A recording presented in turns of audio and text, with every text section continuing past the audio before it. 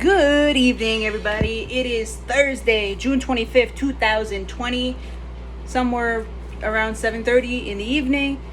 And I just want to say, everybody, I had a fucking great day, okay? So let's just clarify that. I just had a really good meal as well. Poached salmon with dill sauce. Holy fuck, it is so good. With some vegetables. Excuse me. So, today I want to express a little bit about a very intimate part of me, okay? I want to share a little video that I made yesterday of me reading a blog post that I created last year. And I want to share that with you because it's a very personal, intimate part of who I am. And I feel like the theme of vulnerability is coming through to me. So I think there's a part of me that says, Emily, being vulnerable is okay in the sense of, giving yourself, surrendering yourself to something much greater than you. You know what I'm saying? Having faith, having belief, having trust. I feel like part of vulnerability has to do with trusting another person. And a lot of the times as we have our guard up when we meet somebody new or we meet whoever that may be, your potential partner, potential mate, and we don't want to share everything. We want to keep ourselves very mysterious. So I want to share a very intimate part of me, okay? A little bit of my story, not really much, just a part of what happened to me. I'll go into details in another video. Just right now, I just want to share this post that I made yesterday, a blog post that I posted a while ago. So it resonates with me now because I look at it and I can see myself in it, but in all honesty, it's something I want everybody to share with. I'm not afraid to share my story little by little. As my confidence grows, I can look back and say, damn girl, you're good, you're worthy, So here's a little video that I created. I'm mashing it with this video intro, so just let me know what you think. And anyway, just here you go. Emeli Wisdom. There you go. Hi everybody, good afternoon. It's Emily again. I just want to share a little thing that I wrote about a year ago on a blog, and I really read it thoroughly, and I honestly think it's something worth sharing because it's part of my story, and I'm not afraid to share my story with the world. So here's something I wrote on June 15th, 2019. It's entitled The Inescapable Life Lesson. So here we go. I'm just going to treat you guys to a story that I wrote, and here are my 2 cents on what the inescapable life lesson is. So enjoy. All right, here we go. Okay. It has been 8 months since I last spoke to a medium psychic. At the time, I was probing about the afterlife and what kind of messages I can receive. I didn't care about looking into the future. I was looking for an outlet of healing. At the time, it was October 2018, and I was attending my last year of college. I didn't really think so much how this reading can affect and impact my life. I was trying to understand and come to terms with the death of my mother. To this present day, grief has never left my side, and there are moments where it takes a bathroom break, but nonetheless it remains in my life. It's just not that simple. And I know I am a human and have the capacity to overcomplicate things with my Aquarian mind.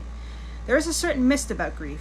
It leaves you at your mercy. It leaves you begging for answers. It molds you into a person you thought you would never become. It's quite an experience, and with this experience, it brings a lot of pain. Pain that comes when you're here one day with the one you love, and then suddenly, life takes them away from you. Then you, the individual, are forced to reckon the violent waves of grief. You are forced to live without that person and come to terms that they will never walk this earth again. I never thought of it like that until it happened to me. I guess at this point in my grief, I have come to accept that love is so much stronger than death. That although my beloved mother is not here in the physical realm, she still sends her love in the most radiant and considerate of ways. Just as she was on earth, her presence is felt everywhere, a reminder that our love is so strong that not even the Grim Reaper can separate this bond. Synchronicities work as a bunch of strings that are attached to the puppet master, and they are all binded by the same individual who has left their imprint on this world. The strings bind the ones that have connected with that person, and it shows how connection can never be broken. I just know that by the sounds of nature, I can feel her. I know she's around.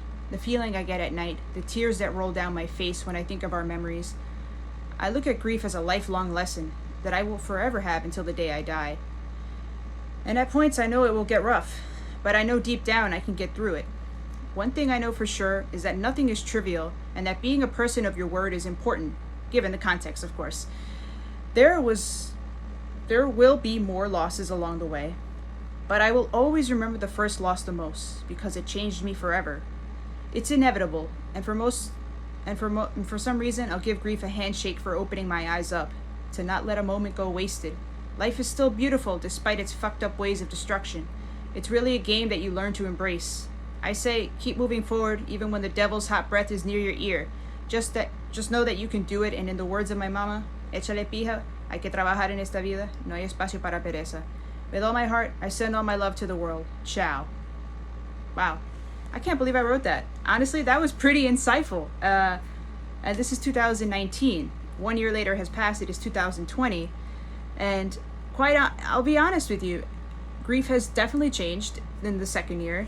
I've come to more grips with it, come to accept it more for what it is, because in all honesty, it really throws curveballs in your life. You think that this person's gone. Okay.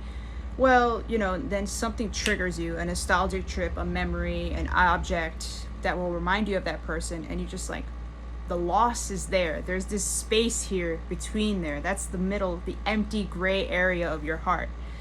But, all in all, I honestly loved my mom more than anything. I mean, that's like the most important person that I lost in my life. I don't have kids, but in all honesty, I loved her so much, and I think this was just an homage to her. So I think honoring her is a way to live my life, is honoring and inspiring others along the way. So in all honesty, I'm glad I've come to terms with it in the next year or so. I don't know what 2021 will bring, but I'm here now, so I'm very grateful for that. So thank you for hearing me out.